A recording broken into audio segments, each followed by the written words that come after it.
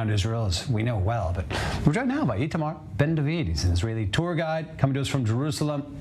Thanks for joining us, Itamar. Look, this area, it's kind of it's a unique area. Maybe not unique, but it's in the West Bank where it is so contested. Okay, this is a difficult area to really work on anything. What do we know about the history, though, around this time period? If we focus on the history first, around Jerusalem, what is known? First of all, at that time, this is Judea. This is the province of Judea, and Jews live here in big numbers, and they have workshops. Then one of the things that they create, beside of, I don't know, all the farming areas, whether it's olives, whether it's herding their flocks, they have stone workshops to create these stone vessels. These are very unique stone vessels. Although we find stone vessels all over, the reason it's unique is because of its purpose and the symbolic meaning of it. I'm just full disclosure, I'm not a trained archaeologist, but as a tour guide, I can say tourists that come here to Israel, Jews and non-Jews, they care a lot about these stone vessels, and we always show these stone vessels in Jerusalem, in Masada, in Qumran, and we talk about its significance. So what is its significance? One word: purity. Okay, this is really the key.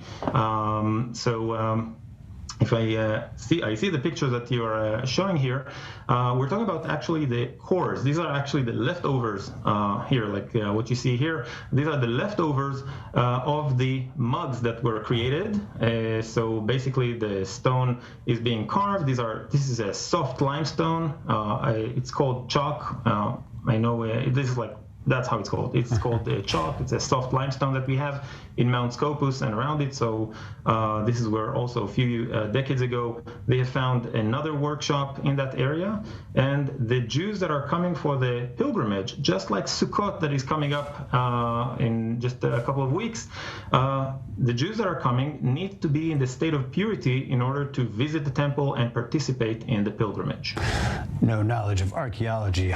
No, listen, you do have a good insight. I know this. Look, on archaeology, I know I joke with you, but you probably do, it's a robust scene, the archaeology scene here. You probably take groups to new sites almost every year around this country. There's been so much opening up. What's your impression of this nonstop field of archaeology in the Holy Land here? Is there still so much left to be discovered? In archaeology, there is a rule I heard it from actual archaeologists that what you didn't find is yet to be found. Okay, meaning every house that is being built, every road that is being expanded, there is a good chance that we'll find new things along the way. So it shouldn't be shocking. And this is Israel. It was inhabited for thousands of years. So therefore, we have more and more finds. I can't say that these very much off the beaten track sites are open to the public. So maybe if you are the actual archaeologist or a really good friend of the archaeologist or well connected in the Authority of Antiquities, maybe then you can visit these sites. But as a whole, we don't really visit the new excavated sites because they're just not ready to have tourists. Yet these are the kind of like where we can show these stone vessels. Like I said, Masada, Qumran, Jerusalem, Israel Museum, where we can show that this is the place where we talk about the significance of it. As I said, purity. I just want to show, at least for a Jewish audience, this will mean a lot. This is a common natla. This is a common little mug for purification. It has these two handles. Many of these stone vessels had two handles. We use that for purity. The ones that were found are not necessarily for the same purpose that we have today. Maybe it's just for drinking. But the one that we use today, this is what is left for the vast majority of Jews. That's what purity is today, the natla. So we wash our hands before meal. Those who are observant will, after the bathroom, they will use it.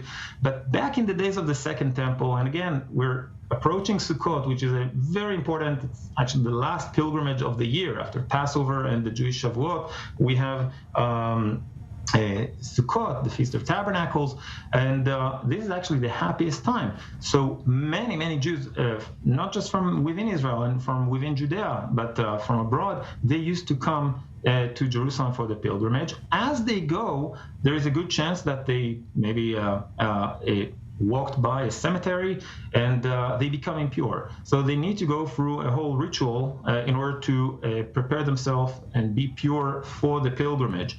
And this is the time that so many people came. Maybe it's probably in the neighborhood of 100 or 150,000 people arrived to Jerusalem around these high holidays. This time of year. They needed to keep themselves pure. So they went to the purification bath and they kept themselves pure. And the rabbi said, all of Israel are pure. Kol Israel Chaverim, it's in pedestrian Hebrew, it means all of Israel are friends. It's not really the meaning of it. It means all of Israel are pure because they realize that without this kind of statement, Jews won't feel comfortable eating with one another and visit the temple. Itamarbndvd, I appreciate you tying it into the moment of the year that we're in here, the holidays, especially as this, again, one of the latest, exciting of many archaeological finds around the country. Thanks for joining us to shed some light on it. Thanks. All the best. And Happy New Year.